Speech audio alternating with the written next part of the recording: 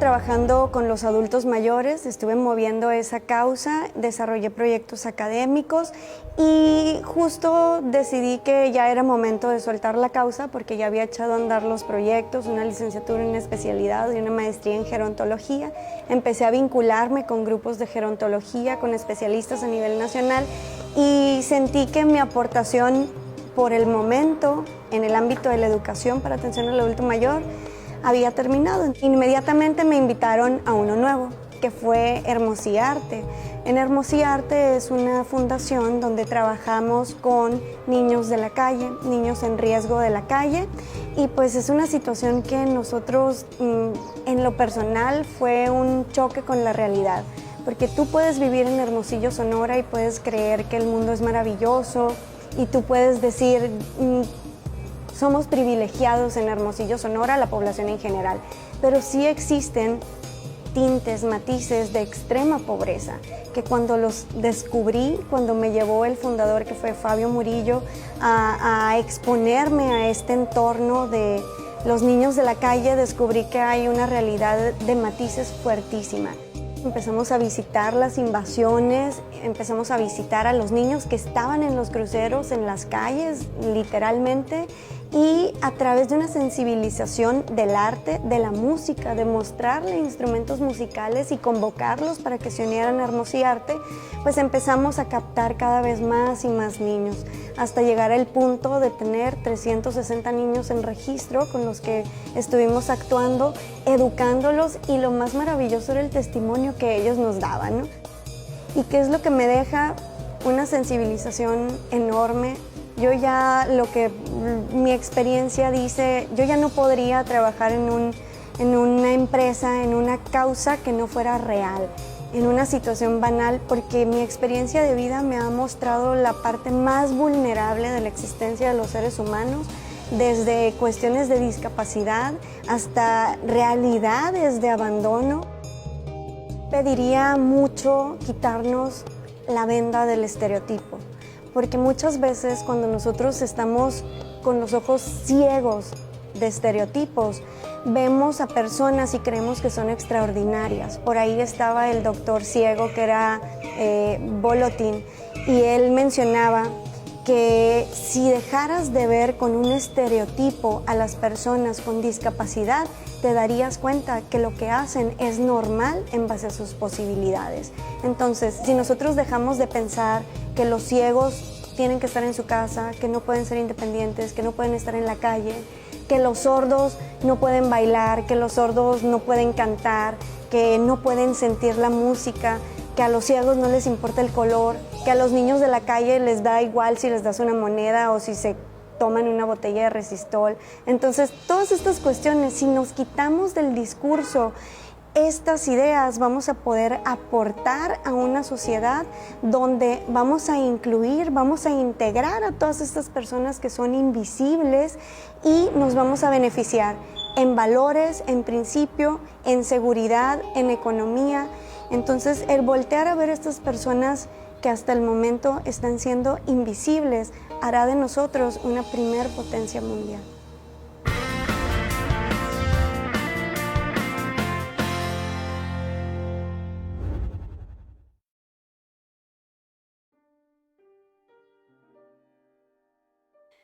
Hola, es un enorme placer para mí de formar parte en este gran evento que es el 12º aniversario del Festival de la Primavera de nuestra gran casa de estudios, mi alma mater, la Universidad de Sonora. Soy la doctora Marla Bustamante y el día de hoy compartiré contigo la conferencia Viaje extraordinario a mi interior, una visión de la discapacidad. De acuerdo a la frase romántica vista por algunos de Carl Sagan, aquella que citaba "somos polvo de estrellas", quiero rescatar los hallazgos recientes de la ciencia que concluyen que ciertamente, más que una visión romántica y dulce de nuestra existencia, hay una relación directa y estrecha con los elementos encontrados en el cuerpo humano que también se comparten por las estrellas, como lo son el hidrógeno, lo tenemos en nuestro cerebro, el carbono en las células, el oxígeno en los pulmones, el fósforo en los huesos, el nitrógeno en el ADN de la sangre, el azufre en el cabello, piel y uñas, y otros elementos vitales para nosotros como lo son el sodio, el hierro y el zinc. Como verás, estamos más relacionados con nuestro entorno y sobre todo con el cosmos de lo que podrías haber imaginado. Por otra parte, podemos considerar esta relación que existe en el simple hecho básico y primordial de nuestra existencia, nuestra respiración, teniendo en cuenta que inspiramos y aspiramos entre 5 y 6 litros de aire por minuto. Esto determina que en 24 horas una persona respira entre 7.200 y 8.600 litros de aire. No estamos solos, somos parte del todo y el todo influye en nosotros mismos. Un humano, en promedio así, en el transcurso de su vida consume alrededor de 1 millón de litros de agua, 7.550 litros de leche. Además, se alimenta de los granos suficientes como para llenar una bañera, lo que se traduce a que cada persona producirá también 40 toneladas de basura en su vida. De igual forma se encuentra que una persona promedio camina 24.887 kilómetros y recorre 728.489 en automóvil a lo largo de su vida. Distancia que equivale de ida y vuelta a la luna. Incluso faltarán 24 árboles para fabricar todos los libros y periódicos que cada uno de nosotros consumirá a lo largo de su existencia. Por si esto no fuera poco de mencionar, el impacto que como sociedad global estamos teniendo en nuestro medio ambiente es, en ejemplo, una de las más grandes islas en el Pacífico. ¿Has oído hablar de las islas de basura? Pues bueno, la isla que se encuentra entre Hawái y California en el Océano Pacífico es una de las más grandes del mundo y es de basura. Según un estudio reciente, esta gran acumulación de plásticos está creciendo a gran velocidad, tanto que se calcula que sus dimensiones superan a las de Francia 3 veces, con una extensión de 1.600.000 kilómetros cuadrados. Es importante retomar estos datos. ¿Por qué?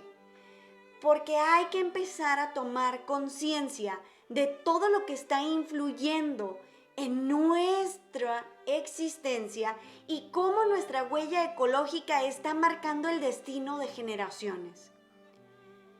Por lo tanto, vayamos a hablar entonces de la discapacidad. Sí, mucho hemos creído los cuentos y los constructos que hemos aprendido a través de los medios, a través de nuestra cultura, a través de el conocimiento heredado en el núcleo de nuestras familias, en las prácticas cotidianas y todo aquel constructo compartido que ni siquiera sabíamos que teníamos, no a plena conciencia. Un ejemplo de esto es, voy a mencionar un ejercicio. Imagina y construye el personaje que te estoy describiendo. Piensa en un sexo, piensa en la edad, en sus características físicas y recrea todo un personaje que llevarás a una historia, a la historia de tu vida y de lo que tú conoces. Si yo hablo de un personaje que tiene canas, pérdida del cabello, problemas de visión o disminución de la vista, caída de dientes, arrugas, problemas pulmonares, se desplaza con apoyo de un bastón, artritis, joroba.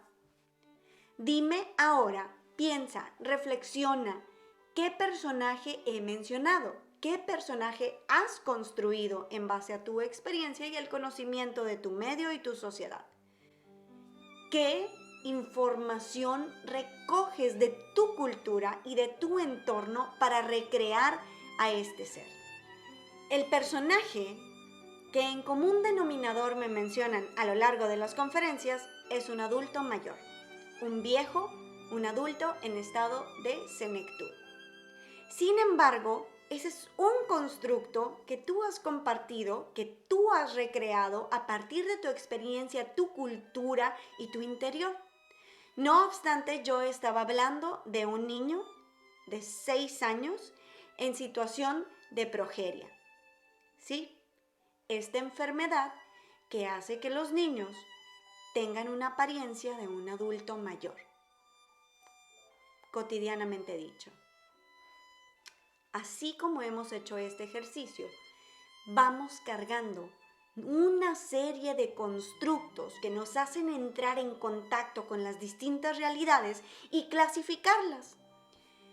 Esto nos sirve en nuestra vida cotidiana para poder estructurarnos, para poder funcionar y para poder segregar todo aquello que pueda ser desagradable o que pueda distraernos de una vida en busca de la felicidad, en busca de la plenitud, pero sobre todo de la normalidad. De esta misma manera vamos a retomar nuestra historia.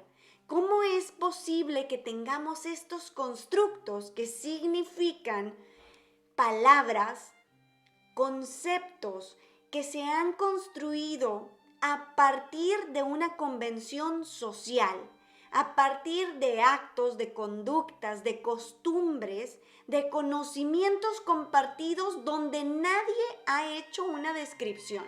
No es necesario que vayamos al diccionario y que consultemos las características de un viejo para que nosotros hayamos pensado en él en este momento cuando yo les describía a una persona en una situación de una enfermedad. De esta manera, los constructos vienen y se nos siembran en nuestra mente por esta acción cultural y las vamos llevando día a día en nuestro ser. De esta manera, el constructo viene e irradia en la comprensión o no de la discapacidad. Vamos a llevar este constructo de la vejez, este constructo social, a reflexionar en dónde lo hemos aprendido y dónde y en qué momento de nuestra vida hemos ido construyendo y clasificando a las personas. Un ejemplo de ello es en las películas, en las caricaturas, en las series televisivas, en las radionovelas, cómo describían a las personas con discapacidad. Ahora vamos a pensar qué características tienen las brujas de los cuentos. ¿Qué características tienen los príncipes y las princesas, los protagonistas de telenovelas o de grandes éxitos del cine? ¿Quiénes son? ¿Los normales, los sobresalientes, los perfectos? Ya podrás responderte a la pregunta que hago. Ahora, ¿qué haremos con esta información? Muy bien, la cultura de hoy en día está bañada de todo ese conocimiento que hemos traído desde nuestros ancestros. Y vamos a comprender un poco la construcción del constructo social, de la normalidad, la anormalidad, de la vejez, de la enfermedad, de nuestra sociedad. A partir, en la mitología griega, se habló de un Prometeo que fue el padre, digamos, de la civilización de los hombres. Tuvo la osadía de robar el fuego sagrado de Zeus para entregarlo a los hombres. En ese momento, los hombres se civilizaron y aprendieron el uso de este fuego para evolucionar, para desarrollarse, para crear armas, para tener poder igual, semejante a los dioses. No obstante, en esta mitología, Zeus castiga a los hombres enviándoles aljeras el Geras, que era como ese espíritu, ese demonio del envejecimiento, de la catástrofe, donde entonces los hombres iban a ser acompañados en su existencia hasta morir por el envejecimiento, el Geras. De aquí a que las mujeres, de acuerdo a la mitología griega, conocieran el dolor a través del parto, que los hombres dejaran de nacer de la tierra. De esta manera, toda esta mitología nos viene acompañando en los cuentos y en las historias de hadas, en las historias y en las caricaturas, desde un Hércules hasta hoy en día de princesas, para mostrarnos que los errores que cometemos al querer civilizarnos, al prosperar, se pagan con catástrofes. Y las catástrofes también son parte de aquellos seres fuera de los privilegios divinos, como han venido siendo las personas con discapacidad. Si recordamos entonces a través de las culturas, los espartanos, el sacrificio de los bebés que nacían con un tipo de discapacidad, nos podemos encontrar también en la época medieval, donde a las personas con algún tipo de discapacidad y específicamente discapacidades mentales eran sometidos a procedimientos de lobotomías, trepanaciones, para poder extraer de ellos los espíritus malignos que los poseían. Después nos venimos un poco a la modernidad, en aquel 1932 con las películas, con el cine, con la película Freaks, donde aparece de manera denigrante la situación de las personas con discapacidad que se encontraban en los circos de la época. De esta manera también se fueron acuñando conceptos como son los minusválidos, como son los discapacitados, hasta hoy en día que venimos procesando toda esta carga de constructos culturales estigmatizantes y denigrantes para no comprender las reales capacidades de las personas con discapacidad. Y no obstante a que superamos distintos modelos de comprensión de la discapacidad, ya que hoy en día las organizaciones han mediado para crear conceptos de discapacidad justos, que les permitan a las personas con discapacidad inclusión y equidad, seguimos cargando con conceptos que han sido creados y diseñados por organismos y por personas que no han interiorizado y comprendido la discapacidad como tal. Es así que nos encontramos con la definición de discapacidad de la Organización Panamericana de la Salud, que cita que las personas con discapacidad son aquellas que tienen deficiencias físicas, mentales, intelectuales o sensoriales a largo plazo que en interacción con diversas barreras pueden obstaculizar su participación plena y efectiva en la sociedad en igualdad de condiciones con los demás. ¿Sí? Estamos diciendo que existen barreras intrínsecas a las personas con discapacidad que les impiden estar en igualdad de condiciones, pero no estamos hablando de una condición fisiológica, anatómica y estrictamente clínica. Estamos hablando de barreras que pueden estarse trascendiendo en lo social, en lo moral, en lo ético, ¿sí? Por otra parte, encontramos que la Organización Mundial de la Salud tiene su propia definición de discapacidad como aquella restricción o impedimento de la capacidad de realizar una actividad en la forma o dentro del margen que se considera normal para el ser humano. La discapacidad entonces, de acuerdo a esta definición, se caracteriza por excesos o insuficiencias en el desempeño de una actividad rutinaria normal, los cuales pueden ser temporales o permanentes, reversibles o surgir como consecuencia directa de la deficiencia o como una respuesta del propio individuo, sobre todo la psicológica, a deficiencias físicas, sensoriales o de otro tipo. En esta definición ponemos en juego la interacción que hay de una persona con discapacidad y su entorno y su sociedad. Recordemos entonces que las discapacidades pueden ser físicas, sensoriales, intelectuales, psíquicas, viscerales o múltiples. No obstante, sin importar esta discapacidad, existen barreras que pueden romperse y que pueden transgredirse para lograr comprender una discapacidad integral al margen de las definiciones estrictas en las que se han clasificado. Un ejemplo de esto es cómo las personas con discapacidad nos vienen a enseñar día con día que no son extraordinarias, que no son héroes, que no son grandes, que no hacen nada diferente a lo que tú y yo hacemos al creernos normales, completos y sin alguna discapacidad.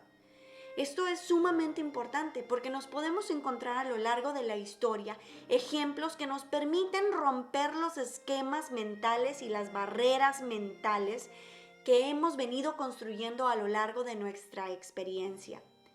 Es así como nos encontramos en la historia a un doctor Jacob Bolutin que nos demostró que podía ejercer la medicina y ser un excelente médico e incluso intervenir en cirugías aún con discapacidad visual. ¿Sí? El doctor Jacob Bolutin se encuentra en los registros de la historia de la medicina en Estados Unidos como el primer médico invidente con licencia completa para ejercer la medicina.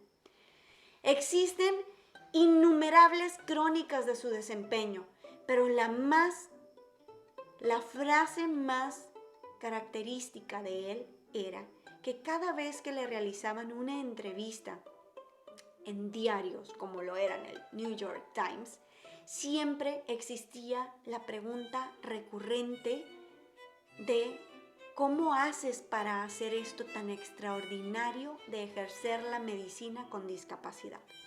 A lo que él respondía en todo momento: si comprendieras que lo único que hago es lo que puedo hacer en base a mis capacidades, te darías cuenta que no soy extraordinario y hago lo mismo que tú haces todos los días. De esta manera se rompía el hielo, ese témpano, esa barrera mental de nuestra sociedad respecto a la discapacidad. Te pregunto ahora, ¿cómo has logrado vivir toda tu vida sin tu tercer ojo? Ajá. ¿Habías escuchado eso? ¿Habías escuchado que existen en el universo seres con un tercer ojo? ¿Qué estás pensando? ¿Qué te estás imaginando? Está científicamente comprobado que tenemos un tercer ojo. Ajá. ¿Lo conoces? ¿Cómo has vivido tu existencia sin poder usarlo, sin reconocerlo? Bueno, esto es solo un ejercicio. Ajá. Dicen por ahí que existe un tercer ojo. Dicen algunos que lo poseen y que es maravilloso. Todos ellos dicen ser genios y han sido reconocidos. Pero ni tú ni yo sabíamos cómo era vivir con un tercer ojo hasta que nos mencionaron que existía. No te asustes. No sabemos. Y no es científicamente comprobado que hay un tercer ojo, que te haga diferente o que te haga genio. Pero de la misma manera, si te lo preguntas, si lo reflexionas, es la misma situación que viven las personas con discapacidad. Ellos no necesitan haber escuchado en su existencia para poder desarrollar sus habilidades y una vida normal.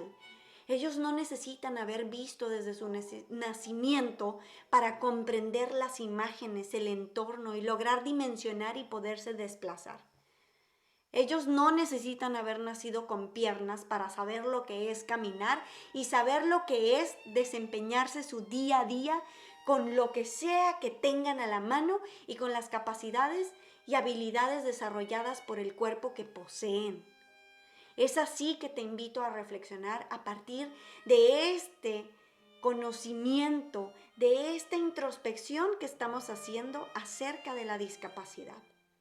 No es necesario tener un tercer ojo para poder vivir una vida normal como la que tú has vivido a lo largo de todo este tiempo.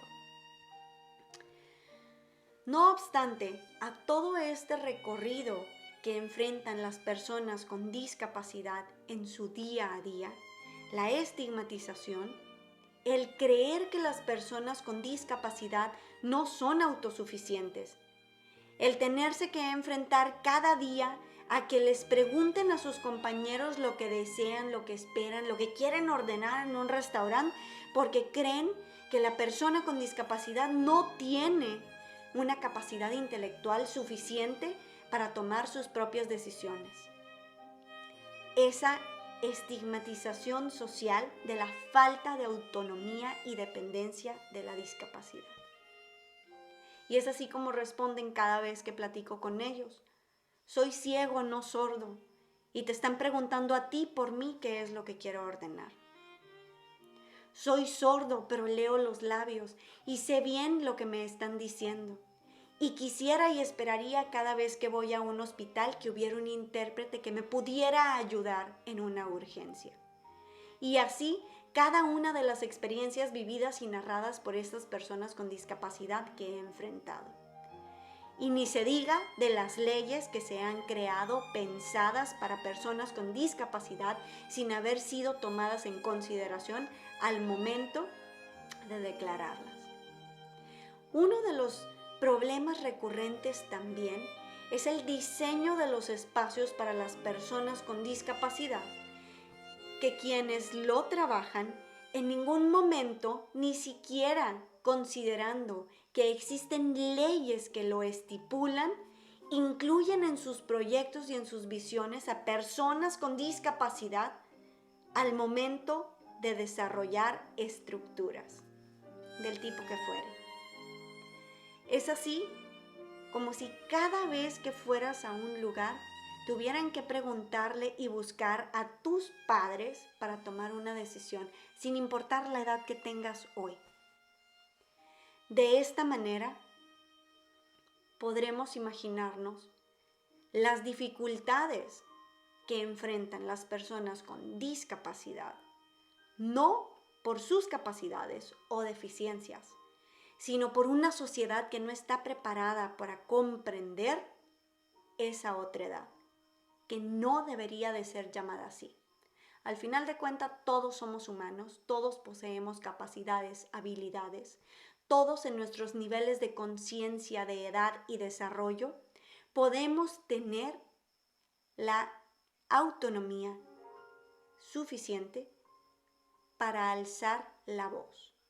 Podemos tenerla, pero es momento de que la sociedad permita realizarlo. Es fácil entrar en crisis o buscar entender y comprender una discapacidad cuando es evidente. Una discapacidad cuando nuestros sentidos la pueden percibir. Pero ¿qué pasa también con todas aquellas personas que enfrentan discapacidades invisibles? ¿Dónde están? ¿Qué lugar están ocupando en las filas del banco? En los sanitarios, cuando son criticados por usar sanitarios con discapacidad, con la señal, cuando evidentemente o aparentemente no lo son. ¿Dónde están esas personas desarrollando su vida cotidiana, intentando vivir una normalidad, cuando su discapacidad es invisible? Y es aquí donde también es importante ir a nuestro interior y reflexionar y conocer. A partir de la pandemia, hemos elevado los índices de ansiedad, de estrés. Y ni se diga a lo largo de los tiempos y de las grandes crisis del mundo, donde los suicidios han ido en aumento.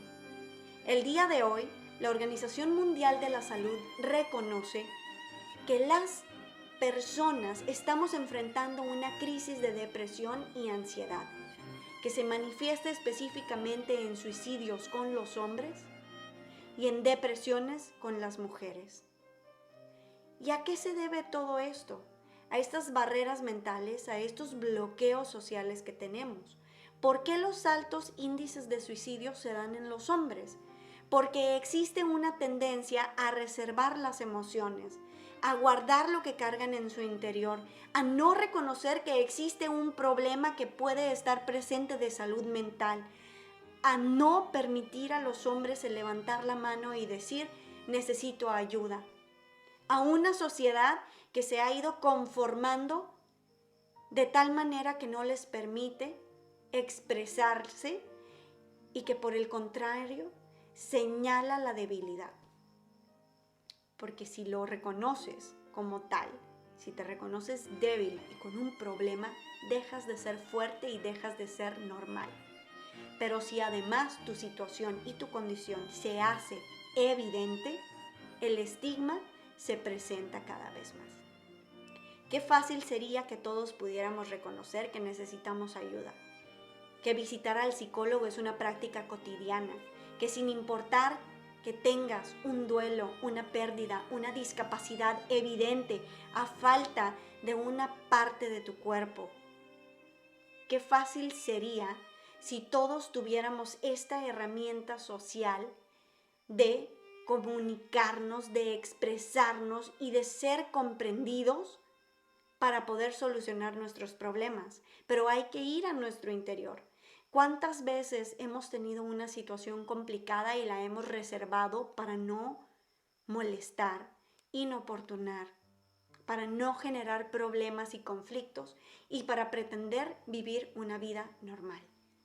Es así como estas discapacidades invisibles pueden estarse desarrollando y llegar al punto de orillar a las personas a la disfuncionalidad. Y entonces sí, esta discapacidad se hace totalmente evidente. Es así que te invito a reflexionar acerca de todo lo que hemos hablado el día de hoy, a hacer un viaje a nuestro interior y a ponernos un poco en el lugar de las personas con discapacidad. Te voy a invitar a hacer un ejercicio que te va a llevar en este viaje extraordinario a tu interior y de empatía hacia la discapacidad. Haz un cuento acerca de ti en una situación de discapacidad. Y en este cuento, para hacerlo todavía más profundo, te invito a que pienses a una persona que ames, que estimes y la imagines con una discapacidad. Si ya la conoces, si ya lo estás experimentando, toma distancia, haz el cuento tuyo o de alguien más. Pero de esta manera podrás en tu narración trabajar esta sensibilización, esta empatía y vivirás en carne propia la discapacidad a través de la letra. Y para aterrizar con todos estos ejercicios de introspección que hemos venido trabajando en esta conferencia, pongo sobre la mesa la discapacidad tecnológica. ¿Sí? Esa discapacidad que no requiere que estés falto de algún sentido o de algún órgano o de alguna parte de tu cuerpo para estar presente a nivel mundial. Esa discapacidad que se ha engrandecido a partir de la pandemia del distanciamiento social, con el cierre de las escuelas y haciéndose manifiesta cada vez más en la otredad, en los conectados y desconectados. Esa discapacidad que no necesitas ser reconocida, ni necesitas tener un diagnóstico médico para experimentarla. Esa discapacidad que te llega cuando el internet se va, cuando tus dispositivos tecnológicos te abandonan, ¿sí? Y que te permite ponerte en los zapatos de los otros.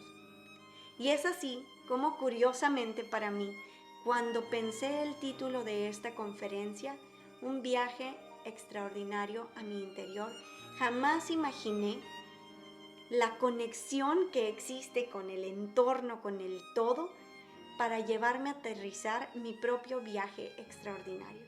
Y te voy a contar qué fue lo que pasó.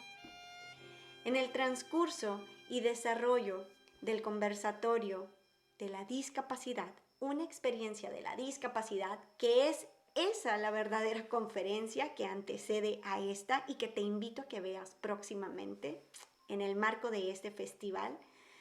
Bueno, en ese viaje extraordinario, en esa experiencia de la discapacidad, viví en carne propia la discapacidad tecnológica.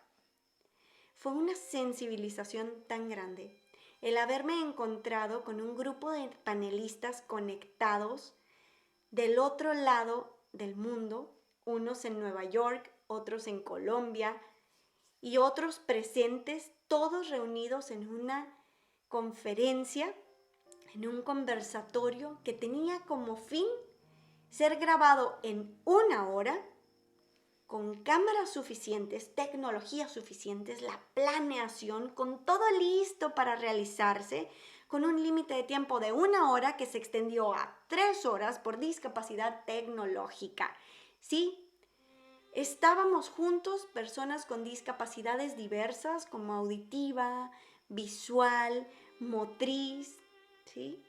Otras con déficit de atención o discapacidades invisibles.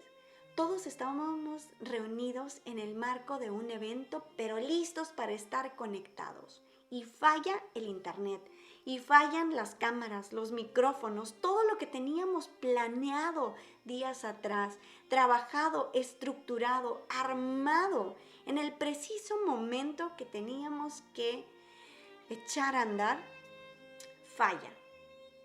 Y después fallan los dispositivos para grabar esa conferencia, para editar, para... Imagínate el sentimiento, las sensaciones, las emociones de todos quienes estábamos ahí. ¿Y qué fue lo que hicimos? Dar lo mejor de sí, cada uno de nosotros, para que las cosas funcionaran. Y al final tenemos una enorme satisfacción del resultado. Así es la vida. Este conversatorio fue la alegoría a la discapacidad vivida por aquellos que estábamos del otro lado en ese momento, conectados, interactuando, pero con una desconexión interior hasta que sucede esto y nos permite aterrizar que todos somos vulnerables a la discapacidad. Y es así como retomo la frase de Stephen Hawking. Aunque no puedo moverme y tengo que hablar a través de una computadora, en mi mente soy libre.